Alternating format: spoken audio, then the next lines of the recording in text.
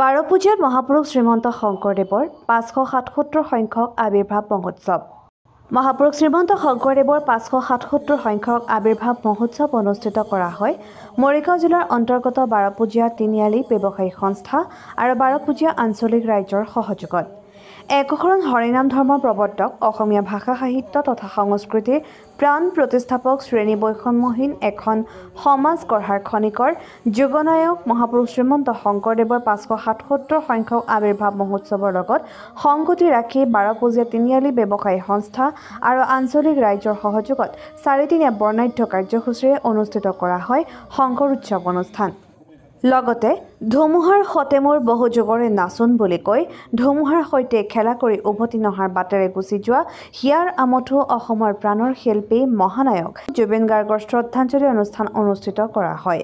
পুৱা শংকৰ মন্দিৰত নামঘৰীয়া প্ৰদীপ দেউৰীয়ে বন্তি প্ৰজ্বলন কৰে, ধৰ্মধ্বজা উত্তোলন কৰে শংকৰ উৎসৱ উদযাপন সমিতিৰ সভাপতি নিৰ্মল চন্দ্ৰ দাসে আৰু শৰাই অৰ্পণ কৰে ভুৱন চন্দ্ৰ ডেকাই।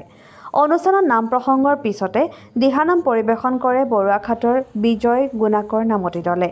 সংগী বৃন্দৰ দ্বাৰা দিহানাম পৰিৱেশন কৰে মঞ্জুলা ডেকাই। ভাগৱত পাঠ কৰে দিলীপ ৰাজবংশী, ব্যাখ্যাকাৰ প্ৰফুল্ল ডেকাই। ধৰ্মালোচনী সভাখনত আদৰণি ভাষণ দিয়ে উদযাপন সমিতিৰ জন্মী নাথে আৰু নিৰ্দিষ্ট বক্তাৰ ভাষণ দিয়ে শ্ৰীমন্ত শংকৰদেৱ সংঘৰ প্ৰচাৰক ডক্টৰ হেমন্ত কুমাৰ দাসে। আমন্ত্ৰিত অতিথি হিচাপে উপস্থিত থাকে অৱনী মোহন ডেকা, পুতুল চন্দ্ৰ, মোহিত ডেকা, পৰেশ ডেকা, কুমুদ চন্দ্ৰ বৰদলৈকে ধৰি বহুকেইজন গণ্যমান্য ব্যক্তি। News desk report, any express. মহাপুৰুষ শ্ৰীমন্ত শংকৰদেৱ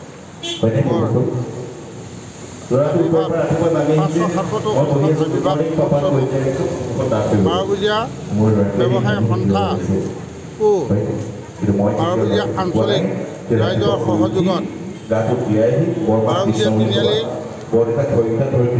সংখ্যক মহোৎসৱ পালন কৰা হৈছে। সেই ৪দিনীয়া কাৰ্যসূচীয়ে পালন কৰি আজি আমাৰ অন্তিম কাৰ্যসূচী চলি আছে। অনুষ্ঠান কি কাৰ্যসূচী ৪দিনীয়া কি কাৰ্যসূচী আছিলে? আমাৰ পতাকা ধৰ্মধ্বজা উত্তোলন, ধৰ্মধ্বজা উত্তোলনৰ পিছত নাম প্ৰসংগৰ পাছতে আমাৰ মঞ্চ মুকলি, দিহা নামেৰে মঞ্চ মুকলি হৈছিলে আৰু মুকলি হয় আমাৰ সন্ধিয়া সমাপ্ত হৈছিলে। দ্বিতীয় কাৰ্যসূচী পিছদিনাখন আমাৰ পুৱাতে প্ৰসংগ হ'লে, নাম প্ৰসংগ হ'লে, তাৰ পাছতে আমাৰ ভাগৱত পাঠ হ'লে, ভাগৱত পাঠৰ পাছতে আমাৰ সন্ধিয়া আমাৰ নাট, গাহ গজেন্দ্ৰ নাট ভাগ অভিনয় কৰা। তৃতীয় দিনাখন ঠিক তেনেকৈ আমাৰ নাম প্ৰসংগ হ'লে, ভাগৱত পাঠ হ'লে আৰু সন্ধিয়া শ্ৰীমন্ত নাটক ভাগ অনুষ্ঠিত কৰা হ'লে। আজি ৪দিনীয়া কাৰ্যসূচীত প্ৰথমতেই নাম প্ৰসংগ হ'লে আমাৰ কীৰ্তনঘৰত, তাৰপিছত ভাগৱতৰ শোভাযাত্ৰাৰ পাছতে আমাৰ এতিয়া ধৰ্ম আলোচনী চলি আছে। ইয়াৰ পাছত আমাৰ নামতি দল আহিব, নামতি দলটিয়ে আমাৰ নাম পৰিৱেশন কৰিব।